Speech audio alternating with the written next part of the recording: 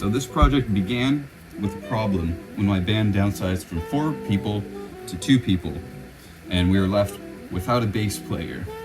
I wanted a way to play MP3 files, a bass backing track, but do it in a way that is completely foot operated and didn't require any like phone or tiny little screen that you would have to like pull out and like choose the file on your phone while you're in front of a crowd of people. So I looked online for a bunch of MP3 guitar pedals, but I didn't find any really good ones. Ones that you had to like select the file with a little dial, which inherently you had to bend down and kind of select it and only had a limited amount.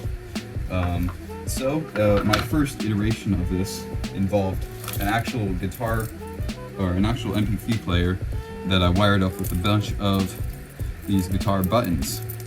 The main issue with this version was that the welds or the soldering points were very, very tiny, and I didn't really trust them a lot, and they could very easily have just, ripped off, and that would be very bad. Also, another problem was the screen size was extremely small, and it's fine when you have it up to your face, but this is really going to be like 5 feet away. You have to be able to read every little detail on there, so that was a big problem. So I kind of scrapped that, and I was left with 2 other options, which was like a Raspberry Pi or this old phone that I found.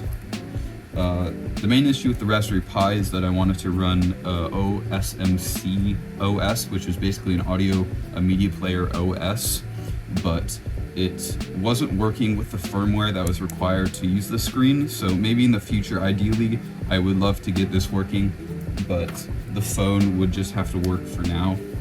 So how this thing works is really just, it's kind of simple, and I really like how it turned out.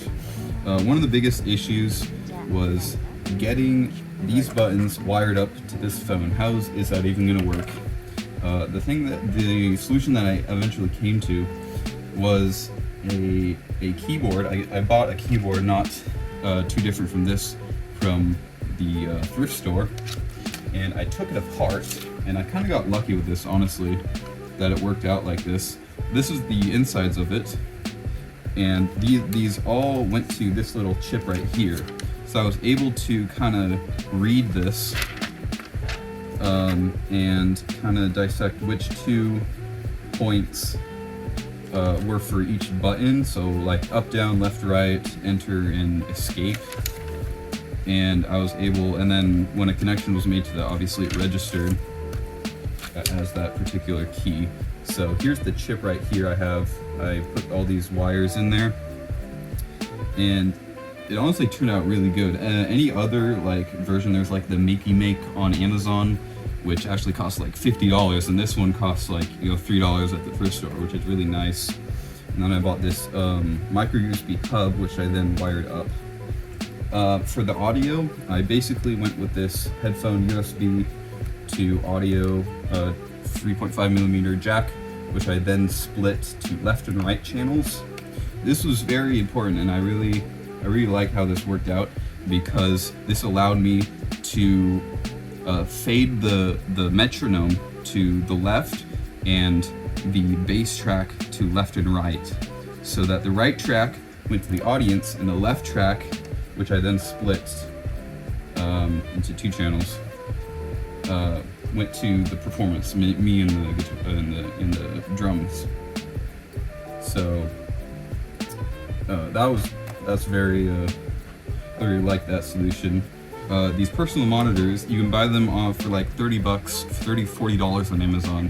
And while those ones are way much better quality, I believe they are also active. They also amplify the signal as well. These are just passive, so they might be a little too quiet when I'm on stage. I'm not really sure, I haven't tested it yet. But it's really pretty simple. It's just a 6.5mm to 3.5mm with a variable resistor in the middle. I want to open this up, but I don't really want to bother with putting it back together. So yeah, the cost was probably like $20.